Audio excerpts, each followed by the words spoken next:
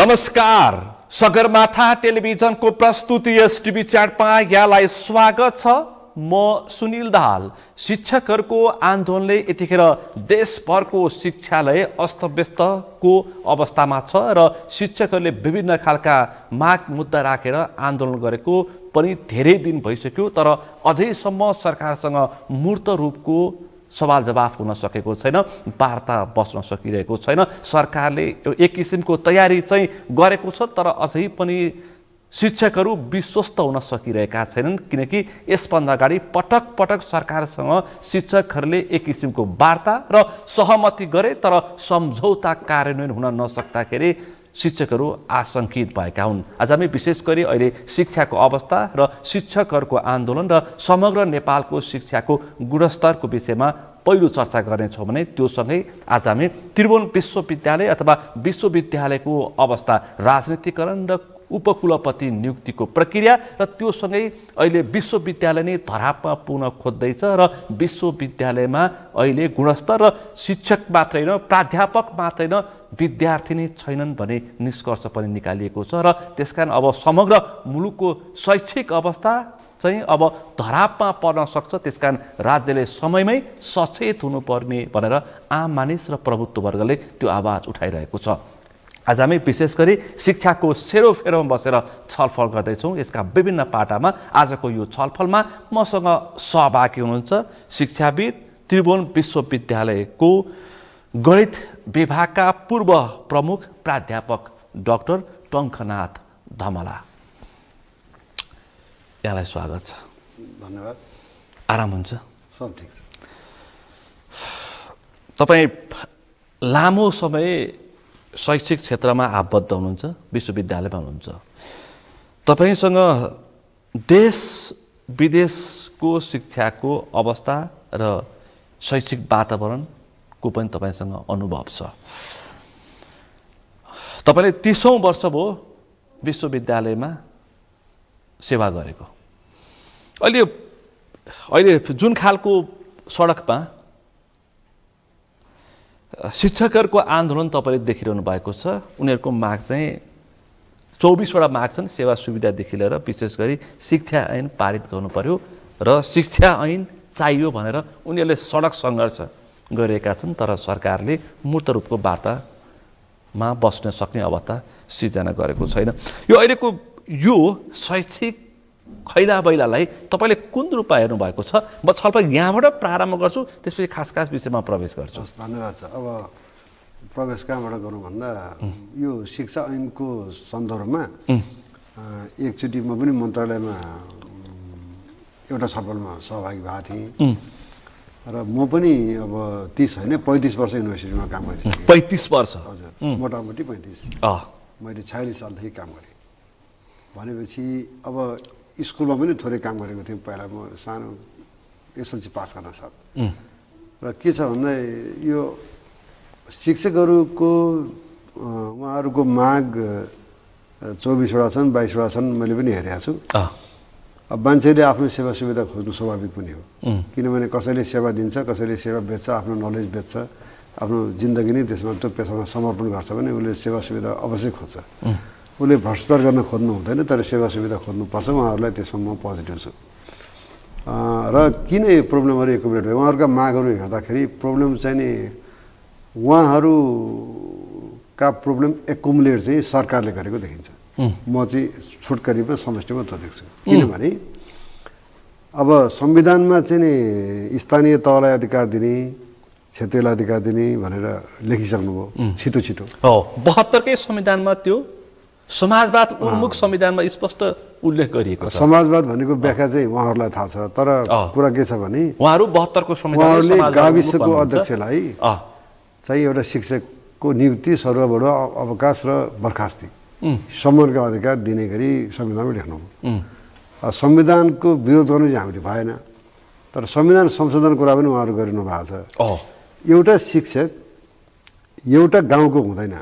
एउटा शिक्षकको नलेज यदि काठमाडौँको बेस्ट स्कुलको नलेज भएको नलेजेबल शिक्षक छ भने त्यसलाई दूरदराजको कमजोर स्कुलमा लगेर पनि काम गराउन सक्नुपर्छ। यदि उसले रेडी हुन्छ र त्यो वातावरण बन्छ भने विभिन्न सुविधा थपेर होला अथवा उसको इच्छा होला, उसलाई पनि काम गर्ने इच्छा हुनसक्छ वान वे भने। अर्कातिर चाहिँ एउटा गाविसले एउटा सबभन्दा पछि परेको गाविसले नियुक्ति गरेको शिक्षक काठमाडौँको अथवा कुनै पनि विकसित जिल्लाको अथवा गाविसको महानगरको राम्रो स्कुलमा गएर काम गर्न सक्ने क्षमताको हुनुपर्छ। भनेको टिचरको क्वालिटी चाहिँ यो देशभरि एउटै हुनुपर्छ।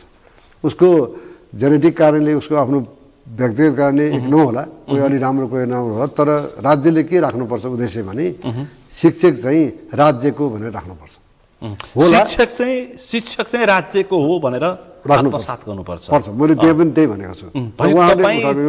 तपाईँ 72 को संविधान आफ्नो ठाउँमा छ, तर शिक्षकहरूलाई चाहिँ संविधान बनाउने चाहिँ हामीले चुनेका जनप्रतिनिधिको काम हो, तर हामी विज्ञहरूको काम चाहिँ शिक्षक के हुनुपर्छ भनेर भन्ने काम हो। शिक्षक चाहिँ राज्यको हुनुपर्छ। यदि शिक्षक राज्यको भएन भने उसले एउटा गाविसको क्वालिटीको शिक्षक नियुक्ति गरेर अब अर्को उसले चाहिँ अर्को ठाउँमा सिफ्ट गर्नु पाउने, अर्को ठाउँमा गएर काम गर्ने च्यालेन्ज। अब एकातिर यो भन्नु अर्कोतिर च्यालेन्ज छ नि। म एउटा ठाउँमा पढाएर बस्दा मेरो चाहिँ त्यहाँ डोमिनेसन बढायो हुन्छ, अर्को ठाउँमा सरफर गर्दा उसको चाहिँ च्यालेन्जहरू उसको च्यालेन्ज पनि थपिन्छ र अपर्च्युनिटी पनि थपिने हुनाले उसले ठाउँ ठाउँमा गएर काम गर्ने वातावरण हुनुपर्छ। ठाउँ ठाउँमा गएर काम गर्न सक्नको लागि त्यो योग्यता काम गर्नलाई ऊ राज्यको शिक्षक हुनुपर्छ। एउटा गाविसको क्वालिटी होला। एउटा पालिकाको शिक्षक हुन सक्दैन, यस्तो चाहिँ हुनसक्छ। के हुन सक्छ? पालिकालाई एक्स्ट्रा मेन पावर चाहियो र त्यो शिक्षक म पालिकाभित्र मात्रैको लोकल शिक्षक हुँ भन्ने क्याटेगोरीको एउटा छुट्टै क्याटेगोरीको शिक्षक हुन सक्ला लोकल टिचर। ग्लोबल टिचरको कन्सेप्ट राज्यले पालिकालाई शिक्षक जिम्मा लगाएर उम्कन पाइँदैन। 3 तहको सरकार छ, 3 तहकै शिक्षक हुन सक्छ। सङ्घ प्रदेश र स्थानीय सरकार 3 तहको सरकार भन्छन् यिनीहरूले। पछि यो अहिलेको आन्दोलनरत शिक्षकलाई एउटा पालिकामा जिम्मा लगाएर राख्न मिल्दैन। 3 तहको शिक्षक पनि हुँदैन। शिक्षक 3 तहको हुन सक्ला, सङ्घ प्रदेश र स्थानीय तह 3 तहको चाहिँ हुन सक्छ, आवश्यकता अनुसार हुन सक्ला। तर किनभने कसैलाई एक्स्ट्रा मेन पावर चाहिएको छ, कोही लोकल स्तरमा मात्रै उसको क्षमता छ, त्यो अनुसार काम गराउन एउटा निश्चित यस्तो हुनसक्छ नि। कुनै चाहिँ क्षेत्रमा कुनै विशेष ठाउँमा कुनै एक्सपर्टिज कुनै विषयको मात्र शिक्षक चाहिन सक्छ, त्यो बेला उसले त्यहाँ नियुक्ति गर्न सक्ला। तर अब उसले नियुक्ति गरेको शिक्षकलाई राज्यले कम्प्लिटली बिहोर्नुपर्छ भन्ने होइन, तर राज्यले सिँगै गाविसलाई मेरा तपाईँको गाविसमा भएका शिक्षकहरू सबै गाविसका हुन्, अब 28-50 अर्को गाविसमा जान पाउँदैन भन्यो भने त एजुकेसनको क्वालिटी नै जान्छ। त्यसकारण त शिक्षकहरू आक्रोशित छन्। आक्रोशित हुने स्वाभाविक हो। क्लास फेल भएको वडा अध्यक्षको मातहत म बस्न सक्दिनँ, हामीलाई हेपे पेले यति मात्रै हो कि हामीलाई हुर्मत्तिरी काम गर्छ। फेल त तपाईँको प्रधानमन्त्री पनि आएको फेल हुन सक्छ यो देशमा अहिले हो है, तर त्यो गाविस अर्थमन्त्री पनि 8 क्लासै फेल हो। उसको तपाईँको स्कोप लिमिटेड हुन्छ क्या, साँगुरिन्छ। शिक्षकको साँगुरो घेराभित्र शिक्षक चाहिँ एउटा विद्वान हुनुपर्छ, समाजको साझा हुनुपर्छ, उसले कुनै पनि ठाउँमा गएर कुनै पनि योगदान गर्न पाउनुपर्छ र सक्नुपर्छ। त्यसकारण उसलाई जिम्मेवार बनाउन पनि राज्यको बनाउनुपर्छ। संविधान संशोधन गरेर भए पनि शिक्षकलाई राज्यको शिक्षक बनाउनु पर्छ। तपाईँहरूको पर्छ। हामी पनि म तपाईँले काठमाडौँको हुँ भन्दैमा म विराटनगरको प्राध्यापक होइन भन्न म चाहन्न क्या। म विराटनगर पनि प्राध्यापक हो, म ओखलढुङ्गा प्राध्यापक पनि म हुँ। त्यो हुन पाउनुपर्छ शिक्षकले, तब उसको क्वालिटी। त्यस कारण यो शिक्षकहरूको यो स्थानीय सरकारको मातहतमा मात्रै रहने जुन खालको संविधान छ यो शिक्षकहरूले अस्वीकार गरेका छन्। यो अस्वीकार तपाईँ जायज ठान्नुहुन्छ? सबै शिक्षकलाई आफ्नो एउटा गाविसभित्रका सबै शिक्षकलाई त्यो गाविसका मात्र बनाउनु हुन्न। मैले भनेको प्रश्नभोगी भएन, मैले बुझेँ। उसले केही पार्टिकुलर नियुक्ति गर्न सक्छ उसको जिम्मामा, उसको जिम्मेवारीमा, शिक्षक पनि उसको बुझाइमा। म यो गाविसको टिचर हुँ भने नियुक्ति भएको छ भने ठिक छ, तर होइन भने राज्यले एउटा गाविसमा जति शिक्षक बसे त्यो चाहिँ त्यो गाविसका शिक्षक हुन है भनेर त्यसलाई अरूबाट कटअप गर्न मिल्दैन। तर मुलुकको प्रधानमन्त्री चाहिँ के भन्नुहुन्छ भन्दाखेरि 48% पनि पास गर्न नसक्ने विद्यार्थी फेल गराउने शिक्षकको माग सम्बोधन हुन कठिन छ भनेर उहाँले यसभन्दा अगाडि त्यो आशय व्यक्त गर्नुभयो। प्रश्न बोल्नु भएको छ। अझ उहाँको प्रवक्ताले त राजावादीलाई साथ दिन आएका यी शिक्षकहरूसम्म भनेर राजावादी, गणतन्त्रवादी, बहुदलवादी त्योसँग मलाई सरकार छैन। मलाई सरकार के छ भने 48% पासलाई पासको पर्सेन्ट बढाउनु भनेर कसैले बल गर्छ भने त्यो गल्ती हुन्छ। क्वालिटी बढाउनेमा बल गर्नु पऱ्यो, शिक्षकलाई लगानी गर्नु पऱ्यो, स्कुलमा लगानी गर्नु पऱ्यो। मैले देखेँ गाउँमा यसपालि म गएको थिएँ, राम्रा राम्रा बिल्डिङ म एकदम इम्प्रेस। म पढ्दाको टहरा, म पढ्दाको जस्ता घर, खरको छाना, अहिले दरबार जस्ता छन् सुविधाहरू। काठमाडौँका निजी विद्यालय भन्दा राम्रो अथवा तिनीहरू राम्रा गजब स्पेस भएका खेल्ने ठाउँ भएका स्कुलहरू छन्, तर गुणस्तर छैन। गुणस्तर किन छैन भनेर भन्नुहुन्छ? मेन कारण थाहा छ? मेन कारण शिक्षकलाई राजनीतिमा इन्भल्भ गराएको छ। कसले? सरकारले, सरकारीहरूले, सरकारमा बस्ने साथीहरूले, रुलिङ पार्टीहरूले। हामी एउटा भाषा स्थापित छ नि, झोले शिक्षक भनेर। म त्यो शब्द प्रयोग किन गरौँ? तर शिक्षकलाई आफ्नो स्वार्थमा, मेरो स्वार्थमा, म भनेको म राज्य चलाउनेको स्वार्थमा शिक्षकलाई के गरेछ? डिभाइड गरेको छ। शिक्षकहरू डिभाइड हुनुभएको छ। उहाँहरूको कमजोरी त्यो हो, उहाँहरू डिभाइड हुनु हुँदैन। उहाँहरू म राज्यको शिक्षक हुँ, म एक गाविस अर्को गाविस, एक जिल्ला अर्को जिल्लामा गएर काम गर्न चाहन्छु भन्नुपर्छ। उहाँहरूले पार्टीको पछि लाग्नुहुन्न, उहाँहरू कन्सियस हुन मिल्छ, पोलिटिकल कन्सियस हुन पाइन्छ। हरेक मान्छे पोलिटिकल राजनीतिक विचार राख्न पाइन्छ, राजनीतिक कन्सियस। शिक्षालयको कक्षा कोठामा प्रभाव कक्षा कोठामा मात्रै नै घरमा बस्दा पनि स्कुलको बारेमा सोच्दा आफ्नो पोलिटिक्सको त्यो ट्याग फ्यालेर सोच्नुपर्छ। शिक्षकहरूले इन्डिपेन्डेन्ट हुनुपर्छ। ऊ सबैको हो कि यदि तपाईँको त्यसो गर्यो भने त्यो शिक्षक यति ठुलो मान मर्यादा हुन्छ, एक दिनमा सबै मान्छे थर्कमान हुन्छ। किनकि गाउँको त त्यो शिक्षक त अमृत, त्यो त तपाईँको चाहिँ सबैको के हो? सबैको गुरु, काङ्ग्रेस, एमाले, माओवादी, राप्रपा, सारा जति पोलिटिकल फोर्सेसहरू जति जसका छन्, जति सामाजिक प्राणी छ, सबैको लागि त्यो चाहिँ एउटा साझा गुरु हो। त्यो सबैको लागि अमृत वस्तु हो कि। पछि काठमाडौँको भगवान हो। काठमाडौँको बानेश्वरको माइतीघर मण्डलमा आइपुगेका शिक्षकहरू, विभिन्न सङ्घ सङ्गठनमा आबद्ध भएर आइपुगेका शिक्षकहरूको सङ्गठनको कारणले गाउँको एजुकेसन बिग्रियो, सामुदायिक विद्यालयको शिक्षा बिग्रियो। एउटा कारण थियो। एउटा कारण। अरू अब सरकारले अरू शिक्षामा लगानी कम गर्यो होला, त्यो कुरा भयो होला। अनि त्यो शिक्षकहरू नि तपाईँ उनीहरू ट्रेन गर्न उहाँले बिर्स्यो होला, किनकि त्यतातिर ध्यानै पुगेको छैन होला। किनकि शिक्षकलाई मेरो सङ्गठनमा तान्न पाएको हुन्थ्यो, मेरो सङ्गठनमा बढी शिक्षक बनाउन पाएको हुन्थ्यो भन्ने भावना छ त उहाँको। एउटालाई म भन्दैन नि, फेरि एउटा पार्टी हो नि, सबै राजनीतिक दलका सबै त नभनु, कोही त बनाउनु हुन्न भन्ने पनि सुनेको छु। राष्ट्रिय स्वतन्त्र पार्टीले बनाउँदैन होला, के होला नि, अब त्यो भर्खर छ, पछि के गर्नु छ थाहा छैन। तर तपाईँको चाहिँ शिक्षकहरूलाई पोलिटिक्समा डिभाइड गर्नु, अनि चाहिँ गाउँमा उसलाई चाहिँ इन्डिपेन्डेन्ट काम गर्नबाट वञ्चित गर्नु, यो कारणले पनि रिजल्ट बिग्रिएको छ। अब लगानीले कम त भएकै हुन्छ होइन, र उहाँहरूको क्वालिटी र अरू पनि हुन्छ पक्ष, किनकि बच्चाहरूको लाई इन्ट्रेस्ट जगाउन नसक्नु होइन, प्यारेन्ट्सहरूलाई एजुकेसनप्रतिको धारणा डेभलप गर्न नसक्नु भएर पनि रिजल्ट बिग्रिएको छ। तर अहिले शिक्षकले तिमीले सत्तारूढ दलका नेताले चाहिँ यो शिक्षक आन्दोलन चाहिँ अहिलेको अवस्थामा सान्दर्भिक भएन र पाच्य भएन भन्नुभएको छ। किनकि शैक्षिक सत्र सुरु हुन लागिसक्यो, एसईको परीक्षा, एउटा कुरा मैले परीक्षाको कपी चेक गर्नुपर्ने समय छ। सही हो, आन्दोलन खालको होइन। म यो भन्छु शैक्षिक वातावरण बिगार्न खोजे शिक्षकले। म के भन्छु भने, म चाहिँ के जान्दछु भने, म पनि यो सङ्गठन राजनीति बुझ्छु कि नगर्ने मात्रै हो। म बुझ्न पाइन्छ, नगर्नु पर्छ। बुझ्न पाइन्छ, नगर्न पाइन्छ, नगर्न पर्छ, पाइन्छ होइन पर्छ। मास्टरले राजनीति गर्नुहुन्न, पाइन्छ होइन गर्नै हुन्न। एक गर्नुहुन्न, दुई गर्नुहुन्न, तीन गर्नुहुन्न, यो कुरा स्पष्ट हो। यो सडकमा बसेका शिक्षकहरूले पनि बुझिरहेको, उहाँले पनि बुझ्नुहुन्न, हामीले पनि गर्नु राजनीति। हाम्रो काम भनेको समाजलाई उत्थान गर्ने हो कि। गुरु भने के? गुरु सर्वमान्य। त्यो सर्वमान्य एउटाको मान्ने किन हुने? एउटाको पछि किन लाग्ने? एउटाको झोला किन भोग्ने? एउटाको पक्ष किन लिने? एउटाले भनेको ठिक, अर्कोले भनेको बेठिक हुन्छ गुरुको हिसाबमा। त्यसो गर्ने राजनीति गरे भइगयो, त्यो गरेर राजनीति गरे भएको स्पेस छ त। सांसद हुनु, वडा अध्यक्ष हुनु, के हुनु, उहाँहरू बेला बेलामा पार्टीको महाधिवेशनमा पनि देखा पर्नुहुन्छ, महाधिवेशनमै सहभागी भइगयो।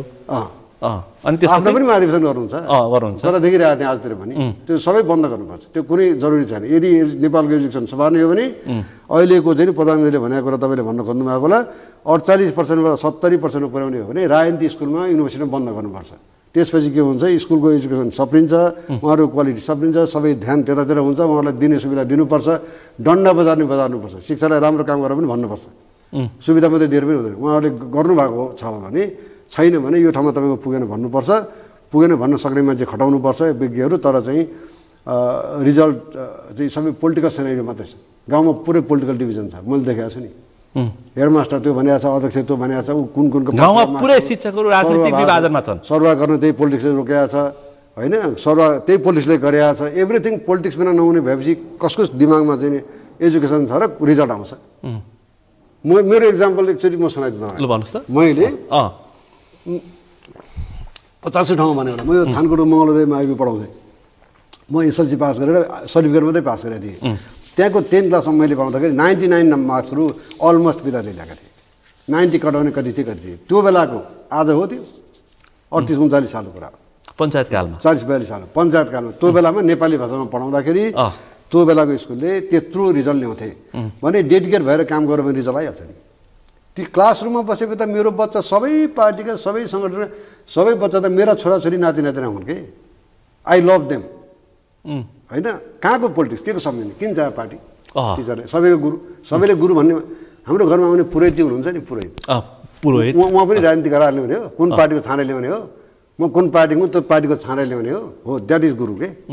गुरु पनि त्यही त हो नि, गुरुलाई राजनीतिमा इन्भल्भ गराउने सराध्य गर्ने गुरु एक्ज्याक्टली। अब पार्टीको छान्ने कुरो यस्तै हो। अनि त्यसो हुनाले यो सबभन्दा बिग्रेको चाहिँ आफ्नो स्वार्थलाई, आफ्नो भोट ब्याङ्क बढाउनलाई, आफ्नो समर्थन बढाउनलाई, आफ्नो प्रचार प्रसार बढाउनलाई पार्टीहरूले टिचरलाई डिभाइड गरिदिएछ। टिचरहरू डिभाइड भइदिएको छ। अब होला केही टिचर व्यवस्था होला, त्यहाँ नलागे उसले गरी खान नसक्ने अवस्था होला, तर अलमोस्ट टिचरले बुझ्नुपर्छ कि उहाँहरूले पार्टीको ट्याग छोड्नुपर्छ। उहाँहरूको आन्दोलन 100% ठिक छ भनेर म भन्नु तयार छु। उहाँले अहिले पार्टीको छत्रछायामा बनेका भातृ सङ्गठन जस्ता कुनै पार्टीको सङ्गठन चाहिँ छोडेर कुनै पार्टीको छत्रछायामा बसेको सङ्गठनले गरेको आन्दोलनलाई मैले सपोर्ट गरिबस्नुपर्ने काम छैन। तर उहाँहरू शिक्षक भएर गरेको आन्दोलनलाई सपोर्ट गर्नुपर्छ। उहाँहरूको राष्ट्रिय शिक्षक बन्न पाउनुपर्छ। उहाँहरूले भनेका सुविधाहरू सकेसम्म राज्यले दिनुपर्छ। छैन राज्यसँग र नभएको कुनै माग्नुभयो भने त कसरी दिनु सकिन्छ। तर राज्य के भन्छ, अहिले शिक्षकहरूले उठाएका सेवा सुविधा 100% लागू गर्दाखेरि वार्षिक रूपमा राज्यलाई 1 खर्बभन्दा बढी एउटा भार पर्छ। कसरी सक्छौँ? बरु प्रशासनिक संरचनाहरू, बरु प्रशासनिक यो प्रब्लम मलाई थाहा छ। यहाँले के खबर पुर्याइदिनु पर्यो भने प्रशासनिक समस्या सुधार्न सक्छौँ, आर्थिक चाहिँ गाह्रो छ भनिरहनु भएको छ। एउटा शिक्षकले म 20 वर्ष स्थायी हुन पाइनँ भनिरहेको छ नगरेकाले राज्यले। अनि अहिले आएर राज्यले 1 करोड तिमीलाई चाहिँ यति अरब लाग्छ भन्नु मिल्छ? बेला बेलामा गर्नु पर्दैन? बेला बेलामा विज्ञापन गरेर वर्ष 2 वर्षमा विज्ञापन गरेर त्यसलाई 3 चोटि जाँच्थ्यो, 5 चोटि जाँच्यो, तिमी फेल भएपछि बाहिर गयो। स्कुलमै उसको बदनाम हुन्छ नि। म 5 चोटि जाँदै त फेल भएँ भने अब म 6 चोटि जाँदिन जान्छु र म अर्को पेसामा लागिहाल्छु नि। एभोकाडो रोपेर बेच्न थाल्छु। 6 चोटि फेल भएको शिक्षकले कसरी पढाउँछ? त्यो भइहाल्छ, आफै हिँडी जान्छ। विज्ञापन नगर्ने, 20 वर्ष विज्ञापन नगर्ने, एकुमुलेट गरेर बस्ने, प्रब्लम एकुमुलेट गरेर बस्ने, अनि लौ त भनौँ भने पोलिटिक्समा इन्भल्भ गराएर मान्छेहरू ठाउँ ठाउँ आवश्यक होस् नहोस् एउटै घरका 3 जना 4 जना त्यो चाहिँ अहिले आछ नि पालिकाहरूमा आइरहेछ। 3-4 जना पालिकाहरूमा एउटै घरको परिवारका सबै सदस्यलाई शिक्षक बनाएको भनेर समाचार हामीले बनाइरहेको गराउने पहिला आफू भनेको स्थानीय सरकार पनि त आफू हो नि। स्थानीय सरकारले नि अनिखेर त जम्मा एकुमुलेट गरेपछि हामीलाई यति अरब चाहिन्छ भने ल गर न। मेरो म भन्छु गर्नुहोस् विज्ञापन गर्नुहोस्, खुला विज्ञापन गर्नुहोस्, उहाँहरूको चाहिँ अनुभवको नम्बर दिनुहोस्, तुरुन्त गर्नुहोस्। फेल हुने जति 2 चोटि 3 चोटि आउट गरिदिनुहोस्। उसमा हामीले कानुन बनाउँ सिधै। आफू चाहिँ कामै नगर्ने, आफू चाहिँ राजनीति गरेर बस्ने भने प्रब्लम एकुमुलेट गर्दैन। यति अरब लाग्छ त्यसलाई भनेर त भएन नि सरकारले।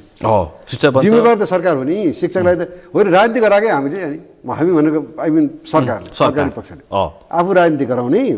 अनि उहाँहरूलाई आफूले राजनीति गराएर अनि चाहिँ अनि क्वालिटी आएन तिम्रो, तिमी चाहिँ अब यति अरब लाग्ने भयो होइन। अब यस्तो कुरा राज्यको ठुकुट यहाँ पैसा छैन, नत्र शिक्षक यहाँ फिल्डमा शिक्षा मन्त्रालयको भन्दा बढी बजेट तिमीहरूलाई एउटा इक्जाम्पल दिउँ न। कुनै एउटा शिक्षक होला, अब त्यो चाहिँ यसलाई मात्रै फोकस नगरौँ, तर एउटा शिक्षक होला कसैको पहुँचबाट कुनै तरिकाले नियुक्ति भएको थियो होला, योग्यता पनि कम होला, गति गर्न पनि नसक्ने खालको होला।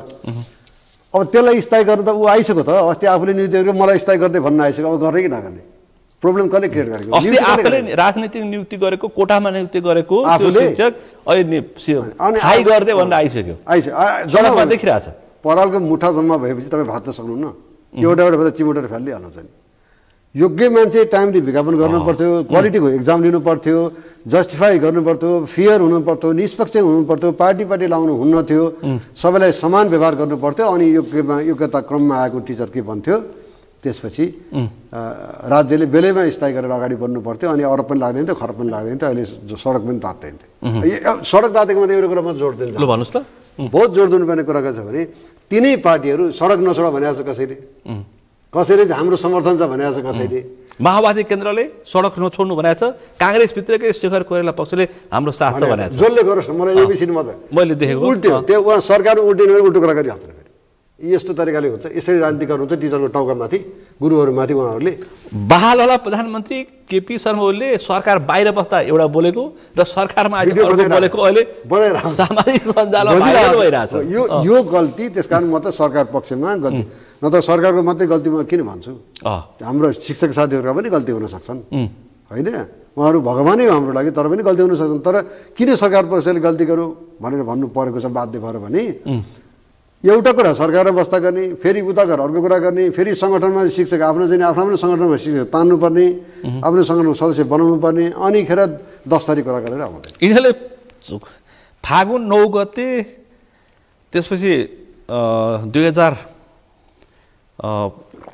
फागुन यसमा एकचोटि, दुईचोटि, तीनचोटि, 4 चोटि सम्झौता गरेका छन्। गरिसकेका छन्, गरे किन यिनीहरूले 34 बुँदे, 5 बुँदे, 6 बुँदे, अहिले 24 बुँदा छ। म कस्तो मान्छु भने म एउटा व्यक्तिले पनि ढाँट बोल्नुहुन्न, एउटा कुरा पनि ढाँट बोल्नुहुन्न भन्ने पक्षको मान्छे हुँ। फेरि सरकारले ढाँट बोल्ने, सम्झौता गर्ने, अहिले सडकमा उचाल्ने र उचाल्ने हुन्न, उचाले भन्ने अहिले सडकमा संस्थाले अहिले यो शेरबहादुर देउबा, पुष्पकमल दाहाल प्रचण्ड, केपी ओली तिनैजना प्रधानमन्त्री हुँदाखेरि शिक्षकसँग सम्झौता गरेका छन्। तर आज 1-2 थरी कुरा गरेर बसिरहेको छ। कहिले कुन दिन कुन मिति हाम्रो चाहिँ स्कुल शिक्षक नभएकोले मलाई थाहा छैन, तर उहाँहरूले गरेको इन प्रिन्सिपल छन्। इन प्रिन्सिपल सत्तामा हुँदा एउटा कुरा गर्ने, बाहिर हुँदा एउटा कुरा गर्ने, अब भित्रभित्र चाहिँ शिक्षक साथीहरूसँग छुट्टै छलफल गर्ने, फेरि ओपिनियन पब्लिक। एउटा व्यक्तिले पनि झुट बोल्नुहुन्न, गलत इन्फर्मेसन दिनुहुन्न समाजमा भन्ने मान्छे म हुँ। अब यहाँ त के भयो भने राज्य पक्षले, सरकार पक्षले, पार्टीहरूले नै यो कुरा गर्ने, त्यो कुरा गर्ने, अलमल गर्ने, त्यसो गर्नुहुन्न। त्यसो गर्दाखेरि के हुन्छ, कहिलेकाहीँ शिक्षकहरू चाहिँ निराश हुनसक्छ, एग्रेसिभ हुनसक्छ, अझ क्वालिटी डाउन हुनसक्छ। किनकि निराश भएर हामीले गरेर के हुने रहेछ र भन्दा त हाम्रो त एजुकेसन अरू खराब हुन्छ नि। तर आज फेरि सरकारी पक्ष के भन्दैछ भन्दाखेरि 12को परीक्षा अन्यलमा भयो, नयाँ भर्न प्रभावित भयो, यो बारेमा चाहिँ एसईको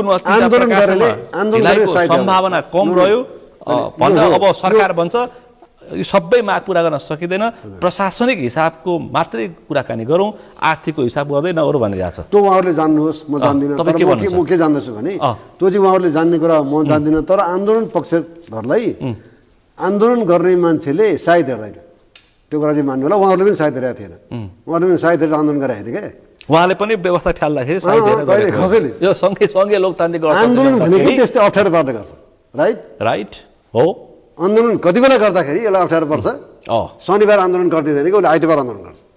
उहाँहरू नेपाल बन्द पनि त्यसरी गर्नुहुन्थ्यो नि, हामी गर्थ्यौँ नि। कुन कुन दिन गर्दाखेरि सत्तापक्षलाई अथवा जिम्मेवारीलाई ट्र्याकमा ल्याउन सकिन्छ भनेर गर्छ। त्यस कारण त्यस्ता कुरा गरेर त पर सरिँदैन नि। त्यो कसरी एड्रेस गर्ने हो त सरकार बस्नु पऱ्यो, शिक्षक बस्नु पऱ्यो, दुवैजना बस्नु चाहिँ पर्छ। त्यो शिक्षकलाई हामी वार्तामा बस्दैनौँ भनेको चाहिँ मलाई मन परेको छैन। फेरि शिक्षक महासङ्घ के भन्छ, शिक्षा मन्त्री विद्या भट्टराईसँग चाहिँ वार्तामा बस्दैनौँ हामी, सेरेमोनियल हो भन्छन्। मन्त्री सेरेमोनियल। अब शिक्षकहरूको आक्रोश त्यो छ सडकमा। फेरि उहाँहरूले बेला बारम्बार उहाँहरूलाई चाहिँ सम्झौता गर्दै लागु नगर्दै गएको भएर तर्सिनु भएको हो। उहाँहरू पनि अब अनेक तरिकाले जाहेर खान पनि आउनुभएको छ, केही चाहिँ अवश्य पनि छ। जब हाम्रो विश्वविद्यालयको छ भने त्यहाँ पनि छ है। तर त्यो हुँदैमा यो प्रब्लम एड्रेस नगरी हुँदैन सरकारले। उहाँहरू पनि बस्नैपर्छ छलफलमा। छलफलमा लामो छलफल गरे हुन्छ। छलफल भनेको एउटै पक्ष जस्तो हिसाबले गर्नु पऱ्यो, किनकि हाम्रो एजुकेसन सुधार्नु हाम्रो गोल हो नि त, अब्जेक्टिभ त।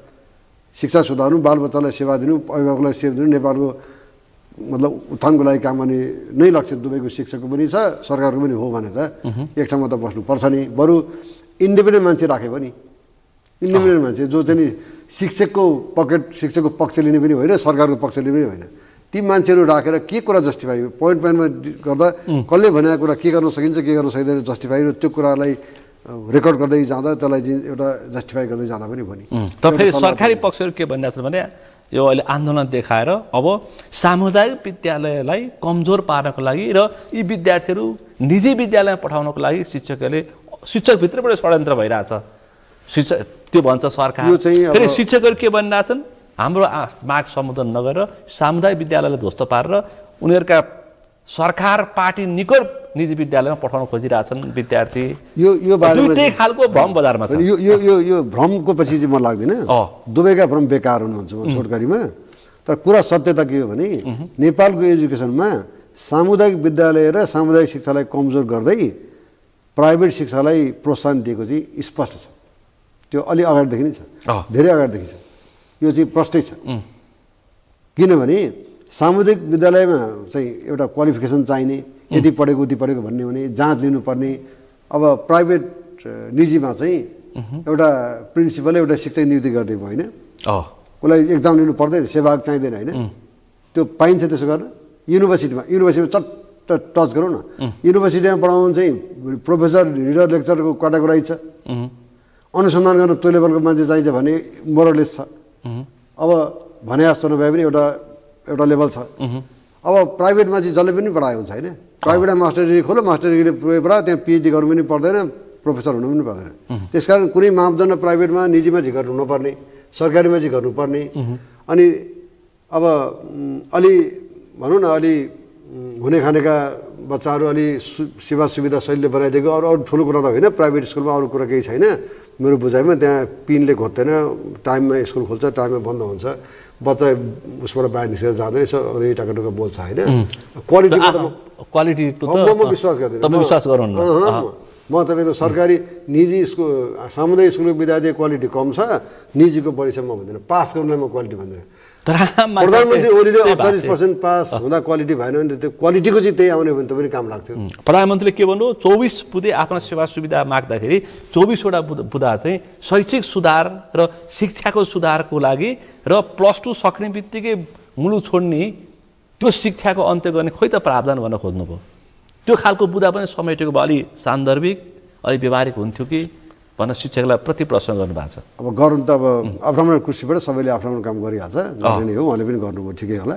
शैक्षिक सुधारको 24वटा माग चाहिँ यो सेवा सुविधा मैले अघि भनिसकेँ। यो कुरा मैले के भने नम्बर 1 उहाँहरूले भातृ सङ्गठन बन्द गर्नुहोस्। पार्टीको प्रष्ट पार्टीहरूले सबै पार्टीले आफ्ना भातृ सङ्गठन युनिभर्सिटीमा स्कुलमा बन्द गरिदिनुहोस्। बन्द गरिदिएर शिक्षालाई निष्पक्ष बनाउनुहोस्। निष्पक्ष स्वतन्त्र तरिकाले उहाँहरूको एक्जाम लिएर क्वालिफिकेसनमा नियुक्ति अगाडि बढाउनुहोस्। जति सेवा दिन सक्नुहुन्छ अहिले दिनुहोस्, पछि थप्दै जानुहोस्। अहिले उनीहरूले मागा चाहिँ दिनुपर्छ भनेर म भन्दिनँ। त्यसो गर्नुहोस्। र अब क्वालिटी दिएन भने क्वालिटी नदिनेलाई क्वालिटी दिने शिक्षक र नदिने शिक्षक छुट्याउने प्रावधान बनाउनुहोस्। जब क्वालिटी आउँदैन भने उहाँले डन्डा बजाउने अधिकार छ। पहिला आफ्नो मान्छे नियुक्ति गर्नु भएन, पहिला आफ्नो पार्टीको लागि चाहिँ फेभर गर्नु भएन। सबैलाई समान गरेर समान अवसर दिएपछि, समान चुनौती दिएपछि अब दण्ड पनि समान दिन सकिन्छ, जसले रङ गर्छ। पक्कै पनि अब यो प्रस्तावित विद्यालय शिक्षा विधेयकमा नेपालको संविधान अनुसारको निःशुल्क र समावेशी शिक्षाको सुनिश्चित भनेको छ। नेपाल सरकारसँग विगतमा पटक पटक गरेका सहमतिको कार्यान्वयन, गुणस्तरीय शिक्षाका लागि शिक्षामा पर्याप्त लगानीको सुनिश्चित, स्थानीय तहमा पेशागत हक अधिकार, शिक्षकको संरक्षण, संविधान सम्बद्ध ट्रेड युनियनको अधिकारको प्रत्याभूति, निजी विद्यालय र सामुदायिक विद्यालय संविधान सम्बद्ध ट्रेड युनियन अधिकारको प्रत्याभूति। जे कुरामा गर्नु तपाईँ जे विषय उठान गर्नुभएको छ त्यो संविधान उहाँहरूको माग त्यही माग अहिलेको विधेयकको प्रस्तावमा छ। त्यो विधेयकै प्रस्तावमा छ।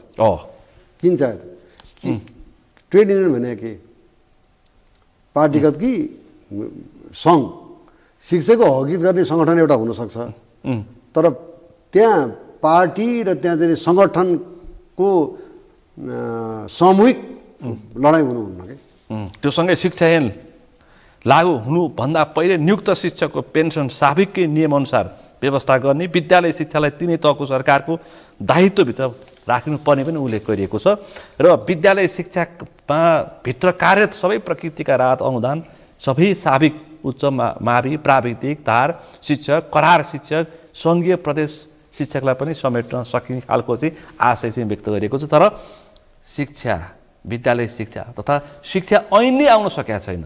एक थरी मान्छेले बिचौलियाको पन्जामा छ, उम्किन सकेको छैन भनिरहेछन्। तपाईँ के भन्नुहुन्छ? त्यो बिचौलियाको पन्जा भनेको के मलाई थाहा छैन। तपाईँ बुझेको मान्छे होइन। अब यहाँ एउटा दुईवटा समस्या मैले 8 वर्ष भयो शिक्षा ऐन आउन सकेका छैन। पञ्चायतको शिक्षा ऐनमा हामी काम गरिरहेछौँ। शिक्षकले उठाएका माग पनि ठिकै हो नि, सङ्घीय लोकतान्त्रिक गणतान्त्रिक मुलुकको नागरिक भन्ने, अनि पञ्चायतकालीन शिक्षा ऐनमा पढा भन्ने, आन्दोलन गर्यो भने राजावादी भन्ने भन्छन् उनीहरू पनि। उनीहरू भन्छन् केही कुरा ठिक भन्दैछन्, केही कुरा उनीहरूलाई पनि बुझाउनै पर्छ। अब उहाँहरूको भनाइमा उहाँहरू जाँचे नदी स्वतः स्थायी हुन खोजे हो, त्यो पनि छ प्रावधान गलत। उहाँहरू म योग्य छु, म जाँच दिन्छु, म जाँच दिएर जाहिर खान्छु, जाँचको विज्ञापन छिटो गर भन्नु पर्यो उहाँहरू। त्यसपछि परीक्षा लिने कामको चाहिँ छिटो गर्नु पर्यो। परीक्षा लिने काम छिटो, उहाँहरूको परीक्षा, उहाँको परीक्षा, उहाँहरूको शिक्षकहरूको त्यही होला। उहाँहरूले अलिक बढी पढाएको होला, केही अनुभवको नम्बर दिने होला, राइट। 20 वर्ष काम गर्यो, 15 वर्ष काम गर्यो, 10 वर्ष काम गर्यो, त्यसो समय केही क्याटेगोरी होला। तर उहाँहरूले मेरो परीक्षा लिए म योग्य छु भन्नु पर्यो। मेरो परीक्षा बिना बनाए जागिर दिए भन्नु भनेको म अयोग्य छु भने हो। अयोग्य मान्छेले काम गर्दैन, योग्य मान्छेले काम गर्छ। एक दोस्रो कुरा चाहिँ अब उहाँहरूले त्यो जुन शिक्षकको 3 तह स्थानीय शिक्षकमा नियुक्ति भएको पनि स्थायीमा जब नियुक्ति स्थानीयमा रेडी छ भने त्यो संविधान अनुसार छ भने त्यसमा सन्तुष्ट हुनु पर्यो। पहिला म गाविस स्तरको शिक्षक हुँ भन्ने, अनि म केन्द्रीय हुने भन्नु भएन। शिक्षकको कुरो चाहिँ शिक्षकको राज्यको कुरा चाहिँ राज्यको शिक्षकलाई, आफूले नियुक्ति सरकारले नियुक्ति गरेको शिक्षकलाई कुनै गाविसमा परेछ भने तिमी त्यो गाविसमा लिमिटेड हुनुपर्छ, अरू गाविसमा जान पाउँदैन भनेर त्यो गाविसमा थुनै राख्नु हुँदैन। थुनै राख्दाखेरि न क्वालिटी आउँछ, न उसको अधिकार हुन्छ, न राज्यले चाहिँ उसको म्याक्सिमम उपयोग गर्न पाउँछ। त्यस हुनाले अब यहाँ अरू धेरै कुराहरू छन्, मलाई यो चाहियो त्यो चाहियो भने सुविधा माग्छ क्या। शिक्षक काउन्सिलको स्थापनाको विषय छ, त्यो अब आर्थिक रूपमा कति भार बिहोर्न सक्छ शिक्षकको नियुक्ति सरुवा, त्योसँगै अब सबै तहका व्यवस्थापन पदहरूको शिक्षण पेसाबाट लैजाने, अब स्थायी शिक्षकको 10 वर्षमा तहगत बढुवा, निजामती सर, तलब सेवा सुविधा ग्रेड मैले यसको आन्सर दिइसकेँ। अब विद्यालय कर्मचारीको तह तोकेर शिक्षक सेवा आयोगबाट स्थायी गर्नुपर्ने छ अर्को माग उहाँहरूको। अनि स्थायी हुँदा अस्थायीको सेवा अवधि जोड्ने र नहुनलाई गोल्डन ह्यान्डसेक पनि दिनुपर्ने भन्ने माग पनि छ। विषय थुप्रै छ, राहत करार अस्थायी शिक्षकलाई आन्तरिक प्रतिस्पर्धाबाट थाहै गर्नुपर्ने भन्ने विषय पनि। मैले सुरुमा मैले अहिले के भने यहाँलाई, तर यो शिक्षक नियुक्ति गरेर 20औं वर्षसम्म उसलाई व्यवस्थित नगरिदिएको कसले?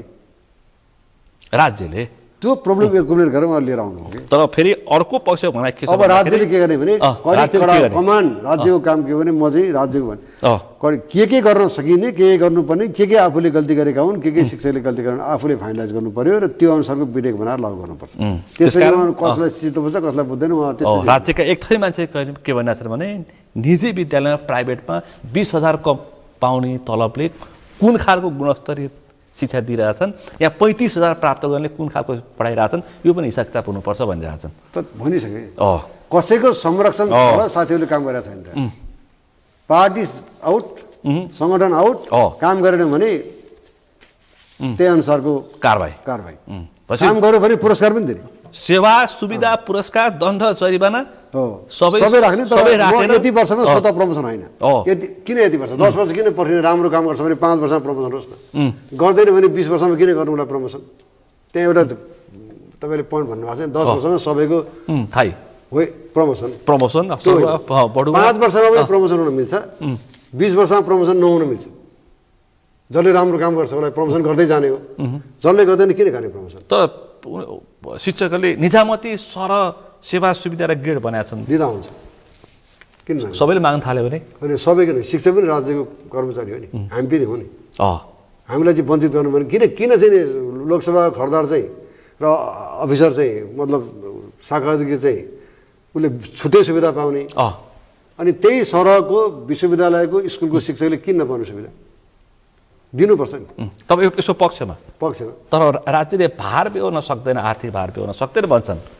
होइन, भार त यस्तो नि, भार त तपाईँको चाहिँ सुन्नु भएको छ, तपाईँहरूले भन्नुहुन्छ त बारम्बार, कहाँ कता कति अरबका खरबका खरब चाहिँ गडबडी गरेको सुने भएको छ।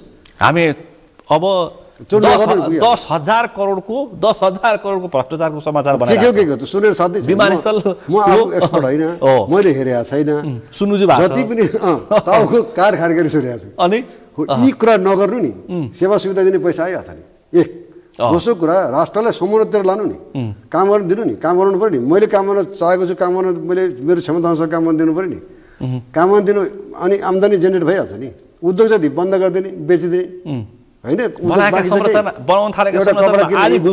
कपडा इन्डियाबाट ल्याउनु पर्ने चाइनाबाट ल्याएर लाउनु पर्ने एउटा ब्याग एउटा सियो उताबाट ल्याउनु पर्ने कुनै उद्योग खोल्न नहुने कुनै चाहिँ काम गर्न नहुने सबै नेपाली जति विदेशी आउनु पर्ने ब्रेनहरू सबै अमेरिका र चाहिँ अस्ट्रेलिया पठाउनु पर्ने सबै चाहिँ बाहिर हुनुपर्ने अमेरिका जानुपर्छ अब राम्रो मान्छे जान्छ ग्लोबलाइजेसन आफ्नो ठाउँमा छ तर यहाँ केही गर्नै दिनु नहुने केही गर्नै नपर्ने अनिखेर मेरो आम्दानी छैन भन्नु पाइन्छ राज्यले आम्दानी क्रिएट गर्ने उपाय खोज्नु पऱ्यो नि शिक्षकलाई राम्रो पढाउन लाउनु पऱ्यो काम उद्योग खोलिदिनु पऱ्यो काम गरेको मान्छेलाई भ्रष्टाचार गर्नु पऱ्यो उद्योगमा काम गर्न दिनु पऱ्यो अनि आउँछ पैसा आज नआए भोलि आउँछ त्यो कुरा हामी मान्छौँ भोलि खाउँला केही छैन तर फलाना सुविधा दिन्छु फलाना दिन्न भनेर हुन्छ शिक्षक एक नम्बरको मान्छे शिक्षक बनाउनु पऱ्यो बुझ्नु पऱ्यो नि सेवा सुविधा ग्रेट भन्दा पनि पहिला शिक्षकलाई प्राध्यापकलाई पहिला दिनु बनाउनु पर्यो अनि अहिले मुलुकमा यो खालको अवस्था आउनुमा गुणस्तरीय शिक्षक गुणस्तरीय शिक्षा विद्यार्थी त्यहाँ सुविधा नदिएर कहीँ नबिकेको मान्छे शिक्षक बनाएर काम लाग्छ अनि गुणस्तरीय आउँछ अवस्था त्यस्तै अनि अनि अनि तपाईँ अनि कस्तो हुन्छ त अनि कर्मचारी कस्तो भन्छ जब शिक्षकै तपाईँ सबभन्दा कमजोर पठाएपछि अब राज्यको सेवा गर्ने कर्मचारी चाहिँ सिभिल सर्भेन्ट कस्तो भनेर आउँछ शिक्षकै कमजोर भएपछि त्यसकारण त्यो जरा राम्रो बनाउनु पर्यो शिक्षक खुसी भयो भनेदेखि कक्षा कोठा पनि उज्यालो हुन्छ त्यो सुविधा दिनु पर्यो अब यति सकिन्न भन्नु पर्यो अहिले यति दिन्छु भन्नु पर्यो अहिले कम्प्रोमाइज अहिले सडकमा जस्तो एकै मुष्ट अहिले नै होइन कि क्रमिक रूपमा तर त्यो कुरा सरकारले विश्वास दिलाउनु पर्यो विश्वास हुनु पर्यो सरकारमाथि जनताको हाम्रो विश्वास हुनु पर्यो शिक्षकको विश्वास हुनु पर्यो त्यसपछि सबैले काम गर्छ नि अब माग पुरा नभइकन उहाँहरूका मैले गाली गरे जस्तो हुन्छ कसैको कुरा काटे जस्तो उहाँहरूलाई उपचार गर्न विदेश जानु पैसा पुग्छ प्लेनै रिजर्भ गरेर जानु पुग्छ हो कि अनि उहाँहरूलाई चाहिँ रिटायर भएकाहरू चाहिँ मन्त्री भत्ताजना मिल्छ भ्रष्टाचारी करार हुनेहरूलाई करार भएकाहरूलाई पनि पुग्छ पेन्सन भत्ता दिन्छ साराका सारा गर्न मिल्छ पुग्छ अनि विशिष्टको नाममा सबैलाई सेवा सुविधा म आफैलाई पढाउने शिक्षक मैले पढाउने शिक्षक म त स्कुलको गुरुलाई त म त मेरो युनिभर्सिटीको साथीहरूभन्दा बढी सम्मान गर्छु कि पक्कै पनि उहाँहरूलाई चाहिँ सुविधा दिन्न तिमीलाई त्यही भएर मैले कडिकडाउ के भन्छु राजनीति गर्न दिनुहुन्न राजनीति गराउनुहुन्न तर सेवा सुविधा दिनुपर्छ र काम गोदेर लाउनुपर्छ निजामती सर बढी दिनु पनि अझ बढी दिनु हुन्छ किनकि जब राज्यको जगै त्यो जगै त्यो जुटाउनुपर्छ राज्यले जुट्छ अन्त मिसयुज नगर्ने नि 10,000 करोडको भ्रष्टाचार गर्न छोडिदिनु पर्यो 34 वर्ष भयो 33 वटा काण्डको गन्जागोल गरेर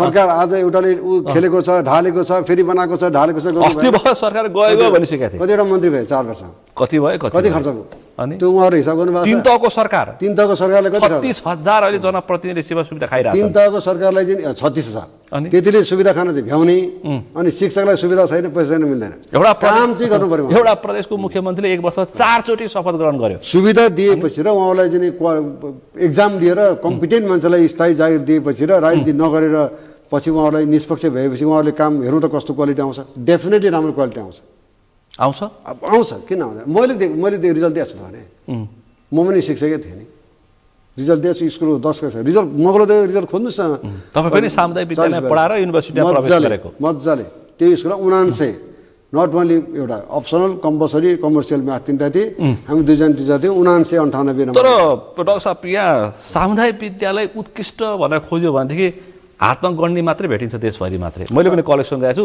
20-25 मात्रै फोकसै राजनीति छ क्या त्यहाँ मैले बुझाएको त्यही छ क्या युनिभर्सिटीमा होइन प्रधानाध्यापकले इच्छा शक्ति राख्यो भने त त्यो विद्यालय उत्कृष्ट बनाउन सक्छ नि गल्ती प्रधानाध्यापकको हुन्छ हुँदैन फलानु मास्टर फलानु पार्टीको भन्ने पहिलो गल्ती पार्टीको हुन्छ त्यो छोड एकैछिन थाती राख्नु ठुलो पर्सेन्ट गल्ती त्यो ठुलो पर्सेन्ट मानव 20% गल्ती प्रधानाध्यापकको हुन्छ तर कहिले उ त कार्यकारी हो नि कार्यकारी हुन्छ तर ऊ पनि त्यही पार्टीको इन्फ्लुएन्स गर्दा समस्यामा पर्छ छोइसक्नै छैन पिउलाई मास्टरको त कुरा सुन्नुहोस् पिउलाई छोइसक्नु अर्को पार्टीको बलियो मान्छे छ त्यो त्यसकारण पार्टीहरूले स्कुलमा राजनीति बन्द गर्नुहोस् के तुरुन्तै आज भोलि नै यो मैले सोधेँ फेरि यो शिक्षा विधेयकलाई बिचौलियाले काखी च्याप्या छन् बिचौलिया भनेको शैक्षिक माफियाहरू शैक्षिक माफिया भनेको त्यही भित्र छन् के यही भित्र छन् यिनीहरू पनि यही भित्र छन् अन्त को आउँछ कसले गर्छ इन्डियनले गर्छ यहाँ अह चाइनिज आएर गरिदिएको छ त्यही काङ्ग्रेस एमालेमा आउँदैन नजिकका मान्छेले गर्छ त्यही त हुन् त्यस कारण आफैले माफियाहरूसँग तर्सेर विधेयक आइरहेको रहन्छ आफैसँग आफै तर्छ अब आफै चाहिँ सडक नसडक भनेको छ आफै चाहिँ नि हुँदैन तिम्रो माग भनेको छ नि एउटै चाहिँ हुने ती साथीहरू फरक छैन नि ती सबै एउटै हुन् नाम मात्रै फरक हुन् होइन अहिले पो एउटा प्रतिपक्षमा छ अब के थाहा भोलि बिहान उठ्दा अर्को प्रतिपक्ष हुने हो कि भइसक्यो प्रचण्डले सरकार हिँड्दा हिँड्दै डल्दैछ भन्ने अनि भोलि बिहान हामी उठ्दाखेरि अर्को सरकार पनि हुनसक्छ हिजो एउटाले भनेको कुरा उल्टिन्छ क्या त्यसरी हुँदैन राजनीति नगर्नुहोस् स्कुलमा विनम्र अनुरोध छ मेरो मैले आजदेखि भन्दै आएको कुरा नि तपाईँ प्रधानाध्यापकको गल्ती देख्नुहुन्छ देखुन यत्र 50 लाख विद्यार्थी पढाउने सामुदायिक विद्यालयका प्रधानाध्यापकहरूले इच्छा शक्ति राख्यो भने उत्कृष्ट सामुदायिक विद्यालय बनाउन सक्दैन सकिन्छ हामी बुढालिङदेखि लिएर चाहिँ उहाँ बुटवलका सामुदायिक विद्यालयको नाम लिइरहेछौँ सकिन्छ अनि सक्नु चाहिँ पर्छ सक्नुपर्छ दायित्व केही छन् पनि राम्रो राम्रो गरेर मैले हिसाब गरिराखेको छु 20-25 वटा छन् अझै त्यो आइडल हेर्नुपर्छ उहाँहरूले सकिन्छ होइन सक्नुपर्छ उहाँहरूलाई सक्ने बनाउनु पनि पर्छ एउटा कुरा मैले भन्दा पनि के जोड गरेँ मैले धेरै पार्टीहरूलाई मात्रै भन्दा पनि शिक्षकहरू साथीहरूले पनि राजनीतिमा जानुहुन्न उहाँहरूले पनि इन्डिपेन्डेन्ट बाँच्न सक्नुपर्छ म स्वतन्त्र बाँच्न सक्छु म स्वतन्त्र शिक्षक हो म स्वतन्त्र समाजको स्वतन्त्र मान्छे हो भनेर आफूले खुट्टा टेक्नुपर्छ कसैले घोक्राउँदैन उहाँलाई पनि त्यसो गर्यो भने कसैले घोक्रा तिमी मेरो पार्टीमा सदस्य मलाई भन्न आएको छैन त फेरि मलाई मेरो पार्टीको सदस्य भनेर कोही भन्न आउँदैन त उहाँहरूलाई चाहिँ को जाँदो तपाईँ ढिम्किन दिनुहुन्न किन आउँछ किन दिन्छु ढिम्किन मलाई सबै बराबर छन् अनि राम्रो काम गर्छ राम्रो भनिदिन्छु नराम्रो गर्छ तपाईँले गल्ती गर्नु भन्नुहुन्छ म किन दिन्छु त जम्मा सामुदायिक उत्कृष्ट सामुदायिक देशभरका उत्कृष्ट सामुदायिक विद्यालयमा जम्मा 20 वटा छन् जम्मा अनि तर राम्रो छ चाहिँ उत्कृष्ट जहाँ चाहिँ सोर्स लगाउनु पर्छ विद्यार्थी भर्ना गर्नको लागि क्वालिटी पनि राम्रो छ क्वालिटी पनि राम्रो छ पास क्वालिटी पढाइ सबै शिक्षक शिक्षालय सबै राम्रो छ यी सबै किन हुन सक्दैन 50 लाख विद्यार्थीहरू समुदायमा पढ्छन् उहाँहरूलाई एक्जाम्पल बनाएर राज्यले पनि उहाँहरूलाई यो कुरा चाहिँ सडकमा आउने शिक्षकहरूले सँगै बोकेर आउनु पर्यो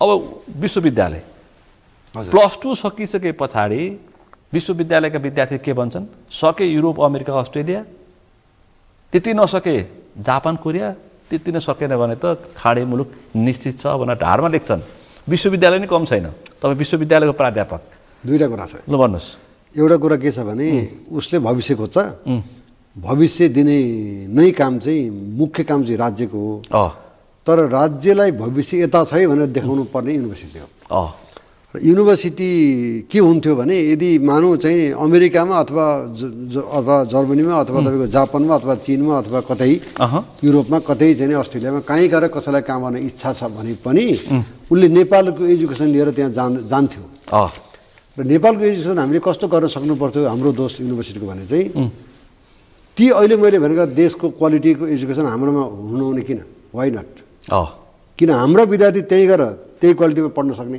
पास गर्न सक्ने त्यही डिग्री लिन सक्ने या किन्न सक्ने यो डिफेक्ट युनिभर्सिटीको हो है यदि यो डिफेक्ट हामीले अन्त गर्न सक्छौँ भने हामीले गऱ्यौँ भने विद्यार्थीहरू यहीँ पढ्छन् किन महँगो ठाउँमा जान्छन् किन घरको चाहिँ दाल भात खान छोडेर आफ्नो बाबामा छोडेर बच्चैमा विदेशिन्छन् उनीहरूलाई रहरको विषय होइन त्यो एजुकेसन क्रिएट गरिसकेपछि अब राज्यले औद्योगिकरण गर्न सकेन अपर्च्युनिटी दिन सकेन अब जाने कुरा दोस्रो हो त्यो बेला युनिभर्सिटीको दोष भएर तर युनिभर्सिटीले मुलुकै पस्न नसक्ने मैले के स्वीकार गर्नुपर्छ विद्यार्थी उत्पादन गर्ने के युनिभर्सिटीका प्राध्यापक डाक्टर प्राडा प्रभुत्व आइसक्यो त फेरि अब त्यही राजनीति बाहेक कुरै हुँदैन कि तपाईँको पनि राजनीति कम छैन नि हाम्रो त्योभन्दा बढी छ विश्वविद्यालयमा युनिभर्सिटीमा राजनीति प्रशस्त छ अनि युनिभर्सिटीमा यति ठुलो राजनीति छ कि त्यो भातृ सङ्गठन छ युनिभर्सिटीमा जबकि म कम्तीमा म गर्न अहिले भन्न सक्दिनँ कैयौँ दर्जनौँ विश्वविद्यालयहरू गएको छु दर्जनौँ विश्वविद्यालयमा गएको छु र ती विश्वविद्यालयमा आफूले बिलियन्स अफ डलर्स युरो कमाएर आफ्नो संस्था चलाएका छन् आर्थिक व्यथित र राजनीतिकरण चरम छ युनिभर्सिटीमा आफै कमाउँछन् विदेशमा अब के फरक छ भन्दा त्यो ठाउँमा हाइली क्वालिफाइड मान्छेले पोजिसन लिन्छ जुन ठाउँमा म कुरा गर्दैछु जुन ठाउँमा सेल्फ अर्निङ गर्छन् जुन ठाउँको एजुकेसन औद्योगिकरण भएको छ इन्डस्ट्रियलाइज भएको छ सोसलाइज भएको छ गभर्मेन्टसँग टचमा काम गर्छ, सामाजिक काम उसले गर्छ, सामाजिक समस्या उसले समाधान गर्छ। ती युनिभर्सिटी र रिसर्च सेन्टरहरूका लिडरसिपहरू चाहिँ त्यहाँको the best person, highest person, if he is interested, he or she is इन्ट्रेस्टेडले पाएको हुन्छ। हाम्रोमा त्यो होइन, कारण पोलिटिक्स हो। तपाईँको विश्वविद्यालय अहिले एउटा भाषा स्थापित भएको छ, भागभण्डा नगर्ने तर एकलौटी गर्ने। एकलौटी भागभण्डा चाहिँ नगर्ने देखाउँदाखेरि, तर भित्र चाहिँ एकलौटी गर्ने, त्यो खालको। एकलौटी पनि 2-4 दिनको कुरा हो, भागभण्डै छ अहिले पनि भागभण्डै हो। तपाईँ आफै उपकुलपतिको लागि प्रतिस्पर्धी मध्येको 3 जना मध्येको एउटा 3 नम्बरको हैन, हाम्रो राज्यलाई चाहिएको प्राध्यापक डाक्टर केशरजङ बरालसँग र प्राध्यापक डाक्टर चित्रबहादुर बुढाथोकीसँग तपाईँले प्राध्यापक डाक्टर टङ्कनाथ धमलाले पनि प्रतिस्पर्धा गरेको। त्यसो भन्न मिल्छ र भने हामीले देख्दा प्रतिस्पर्धामा थियौँ भन्न चाहिँ मिल्छ। हामीले सरसर्ती देखेको त्यही हो। तपाईँ 3 जना प्रतिस्पर्धी त्यो हो कि तपाईँको भनाइ मैले के भन्न चाहेँ मैले भने तपाईँलाई एकदम आदर गर्दै हामी प्रतिस्पर्धामा थियौँ के, उहाँहरूसँग मैले प्रतिस्पर्धा गरेँ होइन है, उहाँहरूले मसँग गरे पनि हुनसक्छ। तपाईँले पनि मैले युनिभर्सिटी मेरो हातमा भएको भए मैले लिडरसिप गर्ने हो भने यो युनिभर्सिटी आमूल परिवर्तन गर्छु, अमेरिका एकदम चाहिँ मिराकल चेन्ज गर्न सक्छु। किनभने कसरी गर्नुहुन्छ भनेर प्रश्न गर्नुभयो भने युनिभर्सिटीको ए ग्रेडको युनिभर्सिटीको प्रोफेसरलाई युनिभर्सिटी हस्तान्तरण गर्छ भन्नुभयो नि। अहिलेको जस्तो पोलिटिक्स छैन, भागभण्डा गर्दिनँ भागभण्डा अहिले पनि मैले गर्नु पर्यो भने गर्दिनँ। युनिभर्सिटीको दिग्गजहरूलाई युनिभर्सिटीको पोजिसनहरू हस्तान्तरण गर्छु, सानो युनिटदेखि। एउटा रिसर्च कमिटीको मेम्बरको अर्थ छ, रिसर्च कमिटी बनाउँदाखेरि त्यहाँ त त्यो इन्स्टिट्युटमा त्यो डिपार्टमेन्ट त बेस्ट रिसर्चरलाई रिसर्च कमिटीको मेम्बर बनाउनुपर्छ। डम्पिङ साइडभन्दा बढी गराएको छ युनिभर्सिटी, लर फोर फाल्दिन मात्रै बाँकी छ भन्छ। मैले गरेको छैन, तर यो मैले गर्थेँ, म गर्नु पर्थ्यो र कसैले भए पनि गर्नुपर्छ। अनि कसैले पनि युनिभर्सिटीको फ्रन्टलाइन टिचर्सहरूलाई युनिभर्सिटीसँग दिलजान दिएका, पसिना बगाएका, समय त्यही ट्युभित्र बसेर बिताएका, टोटल समय ट्युभित्र बसेर अनुसन्धान र टिचिङ गरेका प्राध्यापकहरूलाई युनिभर्सिटीको बागडोर सम्हाल्न दिनुहोस् र 4 वर्षमा युनिभर्सिटी हेर्नुहोस्। युनिभर्सिटी उहाँहरूले नसोचेको युनिभर्सिटी बनाउन सक्छन्। त्यो कुरा उहाँले पोलिसी मेकरले थाहा पाउनु पऱ्यो, कुलपतिले थाहा पाउनु पऱ्यो। कतिवटा पोलिसी तपाईँ ल्याउनुहुन्थ्यो? अहिले युनिभर्सिटी खाली हुने अवस्था, अव्यावहारिक शिक्षाको बोझ त नम्बर 1 भनिसक्यो। नम्बर 1 युनिभर्सिटीको बागडोर, युनिभर्सिटीका पोजिसनहरू युनिभर्सिटीका त टप क्वालिफाइड मान्छेहरूको हातमा पुर्याउँथे। अहिले पुगेको छैन, आफै खोज्नुहोस्। अहिले त त्यो पुर्याएपछि के हुन्छ? अहिले भर्खर प्राध्यापक डाक्टर केशरजङ बरालले के भनेर हिँड्नुभयो? प्रधानमन्त्रीको दबाब सहन नसकेर म बिदा भएँ भनेर पोखरा पुग्नु भएको छ। केमा दबाब गर्नुभयो, केमा सहन सक्नु भएन मलाई थाहा छैन, तर म के जान्दछु भने अनावश्यक रूपमा दबाब मलाई होइन, प्रधानमन्त्री ओलीले त्यो भन्नुभएको छ है। ओली होस्, प्रचण्ड होस् या शेरबहादुर जुनसुकै उहाँ लिडरसिप होस्, म के भन्छु उहाँहरूलाई भने उहाँहरूले युनिभर्सिटीलाई सपोर्ट गर्नुपर्छ, दबाब दिने होइन। उहाँहरू कुलपतिहरू र राज्यको चाहिँ नि टप लिडर्सहरूको काम के हो भने युनिभर्सिटीको उत्पादनलाई यो राज्यमा सदुपयोग गर्ने र यो राज्य बनाउने। उहाँहरूको काम राज्य बनाउने भएको हुनाले त्यो राज्य बनाउन सक्ने जनशक्ति उत्पादन गर्ने काम युनिभर्सिटीको।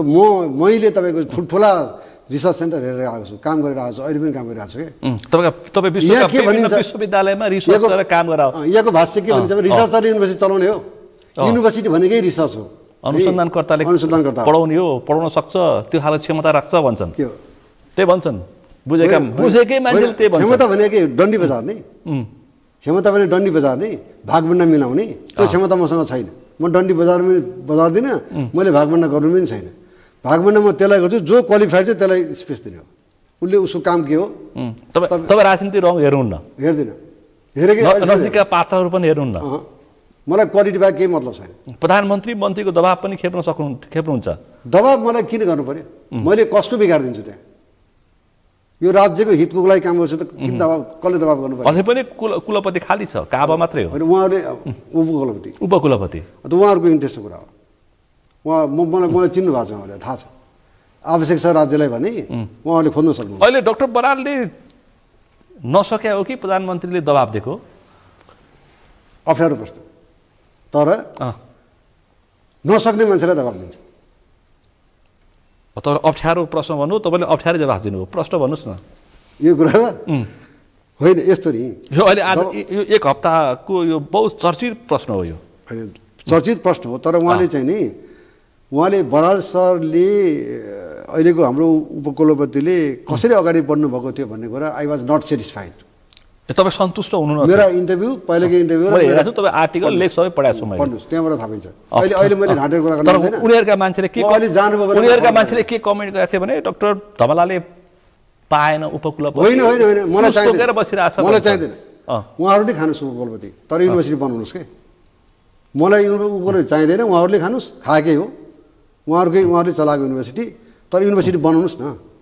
मेरो क्षमताअनुसार मलाई काम गर्न दिनुहोस्, अर्कोको क्षमताअनुसार अर्को। मैले के भन्छु, फ्रन्ट लाइन युनिभर्सिटीका प्रोफेसरहरूलाई फ्रन्ट लाइनमा ल्याउनु सकियो युनिभर्सिटीमा। कुरा यो क्लियर भयो। प्रधानमन्त्री पुष्पकमल दाहालले, तत्कालीन प्रधानमन्त्री पुष्पकमल दाहाल प्रचण्डले मेरिटोक्रेसी लागू गर्न खोज्नु भएको। मैले आर्टिकल लेखेको छु, द्याट इज नट मेरिटोक्रेसी। होइन र? होइन, मेरिटोक्रेसी गर्न त्यो मैले आर्टिकल लेखेको छु, मैले इन्टरनेसनल पढेर मजाले। फेरि पढ्नु होला, अरू अरू अरू अरू महानुभावहरूलाई पनि पढ्नुमा अनुरोध गर्छु। त्यो आर्टिकल फेरि सबैले पढ्दै हुन्छ। त्यहाँ मैले प्रश्न के लेखेको छु भने एउटा युनिभर्सिटीको प्रोफेसरको लाइफ टाइम एचिभमेन्टको मूल्याङ्कन गरेर मात्रै मेरिटोक्रेसी हुन्छ। लाइफ टाइम एचिभमेन्ट उसले त्यो युनिभर्सिटीमा छिर्दादेखि उसका total career, total functioning, total success, total production उसको के गर्ने कन्ट्रिब्युसन के छ त्यो हेरेर मात्रै मेरिटोक्रेसी हुन्छ। कसैले चाहिँ बनाएर उप प्राध्यापकले भिसीको इन्टरभ्यू लिएर मेरिटोक्रेसी हुन्छ? क्लियर होला नि तपाईँलाई। तपाईँ र मैले छलफल गरिरहँदाखेरि शिक्षा मन्त्री विद्या भट्टराईको राजीनामा आइसकेको छ। आइसक्यो, यहाँ आइसक्यो।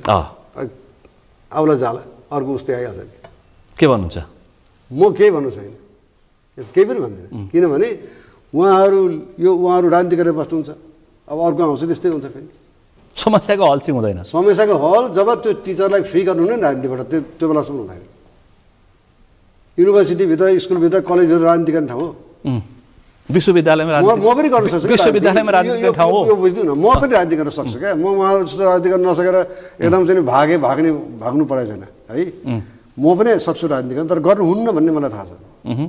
राजनीति गर्न हुन्न युनिभर्सिटी भनेपछि प्रचण्डले पनि मेरिटोक्रेसी प्रयोग गर्न सकेका होइन। उनले भन्न त सार्वजनिक कार्यक्रममै भनेका थिए म लागू गर्ने भन्ने, अहिले पनि भनिरहेछ। विश्वास गरेर होइन, विश्वास गरेर मैले पनि एप्लाई गरेँ हुँ, तर उहाँले गर्न सक्दैन है। अब तपाईँले यसरी व्याख्या गर्नु, म पनि 3 नम्बरमा छु त। म पनि मेरिटोक्रेसी फुल भएर भनिरहेको छु। त्यसो भए त म पनि त नन मेरिटोक्रेसीमा माथि आएको छु भनेर मान्छेलाई अर्थ लगाउने भयो नि त। म भन्दैछु कि त्यो फुल होइन। म 14 हुँदैमा मैले भनेको छु कि यो स्ट्रङ मेरिटोक्रेसी होइन। यो होइन होइन। कस्तो आउनुपर्छ अब उपकुलपति? स्क्रिनिङमा ऊ चाहिँ नि यी लेभलहरू पार गरेको मान्छेले मात्रै एप्लाई गरिदिनु। जस्तै यी लेभल युनिभर्सिटीको डिस्टिङ्ग्विस प्रोफेसर, अरूभन्दा फरक काम गरेको छ कि छैन? एउटा 10वटा पिएचडी गराएको उदाहरणको लागि, 100वटा पेपर चाहिँ पब्लिस गरेको उदाहरणको लागि, 30 वर्ष 25 वर्ष उसले डेडिकेट भएर काम गरेको उसको लागि, उसमा आर्थिक सामाजिक हिसाबले ऊ चाहिँ न्युट्रल सोच्छ कि छैन? राजनीति गर्छ कि गर्दैन? मेन कुरा 99%। कुनै राजनीति गर्छ भने कुनै पक्षलाई उसले फेभर गर्ने सम्भावना छ कि छैन? ऊ न्युट्रल स्वतन्त्र भएर त्यहाँ जाँदैन। ऊ न्युट्रल र स्वतन्त्र भएर जान्छ युनिभर्सिटी कुर्सीमा भने त्यसले काम गर्छ, गरिखान्छ। गर्नुपर्छ, त्यसलाई हामी सघाउँछौँ भने। एउटा पार्टीलाई सघाउनु पर्ने काम के छ? यति गर्यो भनेदेखि अहिले मिराकल चेन्ज हुन्छ। मिराकल चेन्ज हुन्छ। अन्तर्राष्ट्रिय शैक्षिक संस्थाहरूले त्रिपट्टि जुन खालको कुनै समय विश्वास र जुन खालको भरोसा राखेका थिए त्यो भरोसा फेरि कायम हुन सक्छ। भरोसा अहिले पनि छ। भरोसा घट्या छ तर काम गर्न सकिन्छ। 2-4वटा कारणले त विश्वविद्यालयमा त्रिभुवन विश्वविद्यालयको भरोसा घट्या छ। हाम्रो पदाधिकारी, हाम्रो चेयरहरू चाहिँ हाम्रो जुन होल्ड गरिरहेको छ, उहाँहरूलाई अन्तर्राष्ट्रको युनिभर्सिटीले हात मिलाउन सक्नुपर्छ। मैले बुझेँ त्यो खालको ल्यागत राख्न, त्यो खालको ल्यागत लाग्ने प्रोफेसर क्षमता हुनुपर्छ। अन्तिममा यति धेरै विश्वविद्यालयको काम छ कि छैन? छैन। किन? अझै खुल्दैछन्? होइन, तपाईँले खोल्नुभन्दा पहिला भएकोलाई सुधार्नुहोस्, भएकोलाई राम्रो बनाउनु पर्यो, अनि खोल्दै जाने। घर घरमा विश्वविद्यालय हुँदैन, मान्छेलाई पद पुर्याएर हुँदैन। यहाँ स्टडी मजाले बुझाएको छु मैले। पार्टीका मान्छेलाई पदको लागि विश्वविद्यालय खोल्नु, त्योभन्दा फरक के भयो त? एउटा विश्वविद्यालयको लथालिङ्ग यो छ, त्यहाँ काम गर्न सक्ने मान्छेलाई चाहिँ उहाँहरूले चान्स दिन सक्नुहुन्न। उहाँहरूको आफ्नो मान्छे भनेर खोज्नुहुन्छ। आफ्नो मान्छे कोही छैन उहाँहरूको, त बुझ्नु होला कि मेरो पनि कोही पनि आफ्नो छैन, म कोही पनि आफ्नो हुँदैन, मर्दैन एक्लै मर्छ। उहाँहरूको पनि कोही आफ्नो छैन। उहाँहरूले मेरो तेरो भन्नु पर्दैन, युनिभर्सिटीको योग्य मान्छेलाई पदाधिकारी बनाउनुहोस्, युनिभर्सिटी सपार्नुहोस्, त्यही उहाँहरूको लागि जय हुन्छ। त्यस कारण त्यो युनिभर्सिटी खोल्दै हिँड्ने होइन। युनिभर्सिटी भनेको सामान्य कुरा होइन। विदेशमा पनि त्यस्तो भएको छ, युनिभर्सिटी टन्न खोल्यो फेरि मर्ज गरिरहेको छ क्या। हाम्रो पनि मर्ज गर्नुपर्छ पर्दैन अब, अति भएन, कोसँग गर्ने मर्ज? देशैभरि छन् नि अब फरक फरक टाइपका। कुन लक्ष्यले खोलेका हुन्? अहिले खुला विश्वविद्यालयसम्म, नेपाल विश्वविद्यालयसम्मको नाम आयो। न विद्यार्थी छ, न चाहिँ क्वालिटी छ, केही छैन। विश्वविद्यालय टु मच भएको छ।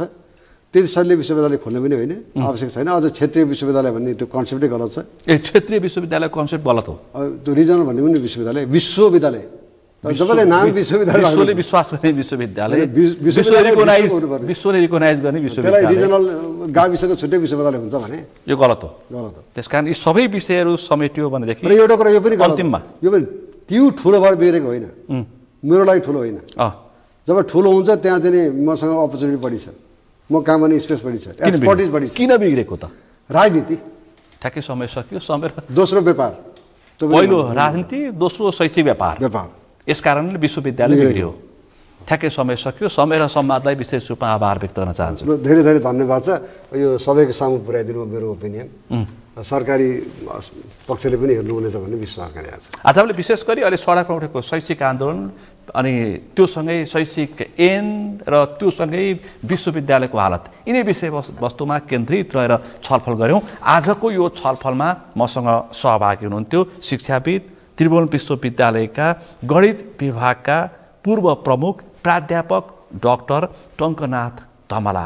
आजको विषय प्रसङ्ग यति नै। भोलि अर्को विषय प्रसङ्गका साथ एसटिभी च्याटले उनी बाचा गर्दै म सुनिल दाहाल पनि बिदा चाहन्छु। सगरमाथा टेलिभिजन हेर्दै गर्नुहोला। नमस्कार।